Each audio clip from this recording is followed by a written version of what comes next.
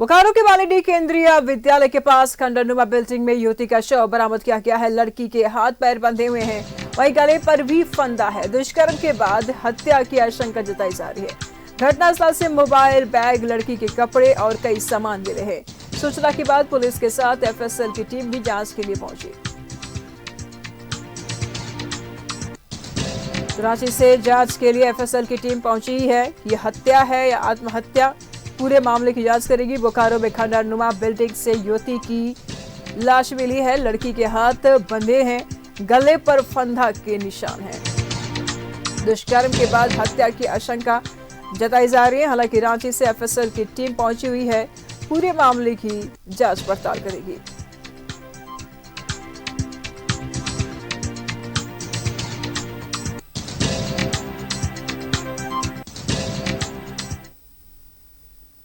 तमाम जानकारी के लिए बोकारो से हमारे सहयोगी सुरेंद्र इस वक्त हमारे साथ बने हुए हैं। सुरेंद्र, एक युवती का शव बरामद किया गया है और उसके गले पर फंदे के निशान भी हैं, हाथ भी बंधे हुए हैं। क्या है ये पूरा मामला? हत्या है या आत्महत्या है?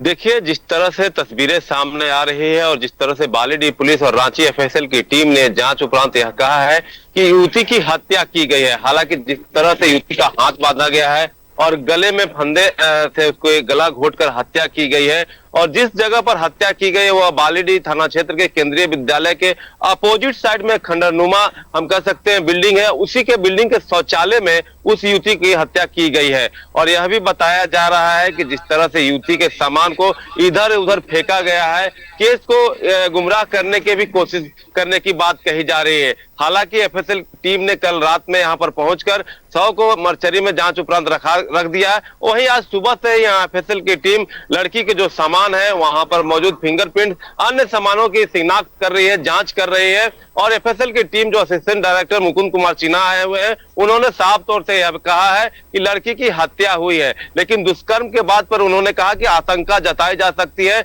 लेकिन जांच उपरांत रिपोर्ट आने के बाद ही यह पता चल पाएगा कि युवती के साथ दुष्कर्म हुआ है या नहीं है। लेकिन बालीडीह पुलिस का यह दावा है कि जो अपराधी है वो पुलिस गिरफ्त में बहुत जल्द होगा। लेकिन इस तरह की जो घटनाएं घटी है, हम कह सकते हैं यहाँ रेलवे का जो या बगल में खंडरनुमा बिल्डिंग को रेलवे को तुड़वा देना चाहिए था। जिस तरह से हमने तस्वीरों में दिखाया है कि लगातार वहां पर कई लोग रात में आकर शराब का सेवन करते हैं। अपराध पर लगाम नहीं लगेंगे, बिल्डिंग भले टूट जाए, ये कैसी बात हो गई? बिल्डिंग तो दूसरा मामला है। लड़की के साथ अगर इस तरीके की चीजें हुई है, बर्ताव हुए हैं, तो दोषियों के ऊपर कार्रवाई करने की बात हो गई ना। अपराधी अपने अपराध पर लगाम नहीं लगाएंगे, बिल्डिंग जरूर तोड़वा देंगे। क्या बात हो गई है?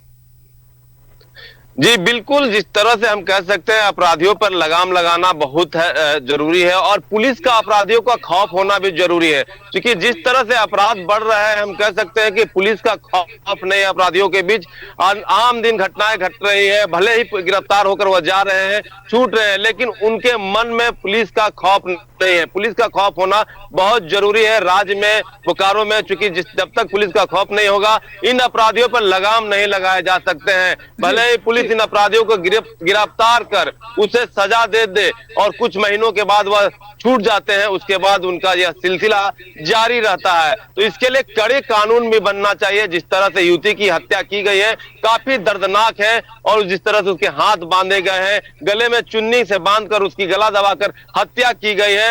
अब जिस तरह से उसके चेहरे को अगर देखा जाए तो उसके चेहरे पूरी तरह से फूले हुए हैं, नाक से ब्लड है, आंखें सूजी हुई है, तो कई तरह की बातें सामने आ रही है। हालांकि एफएसएल की टीम ने जरूर यह बात कही है कि उसकी हत्या की गई है, और ज्यादा जानकारी के लिए उन्होंने साफ तौर से कहा जांच उपरांत ही कुछ कहा जा सकता है। लेकिन दोषियों को पुलिस पकड़ने के लिए त्वरित कार्रवाई कर रही है, और उन्होंने कहा कि बहुत जल्द हम पुलिस को अपनी गिरफ्त में लेंगे। जी सुरेंद्र, युवती की पहचान हो पाई है? कौन है युवती, कहाँ की है, क्यों इस घटना को अंजाम दिया गया, क्या है मामला पूरा?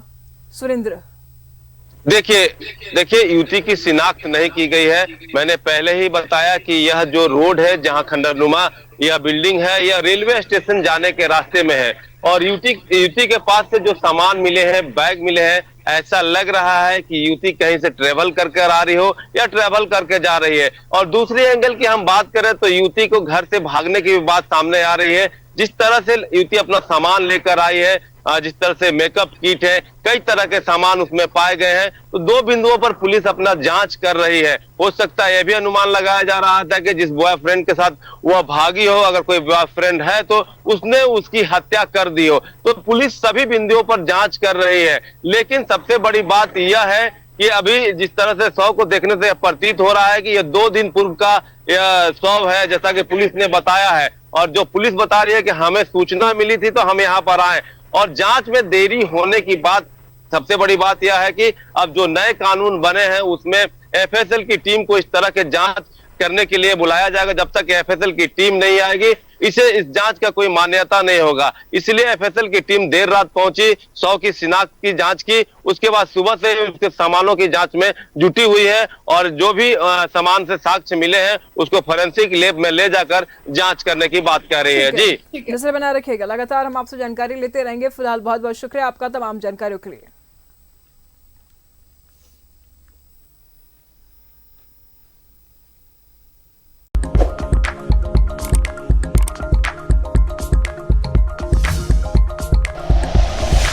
Like and share videos, subscribe करें हमारा चैनल और प्रेस करें बेल आइकॉन। न्यूज़ 11 भारत, सच है तो दिखेगा।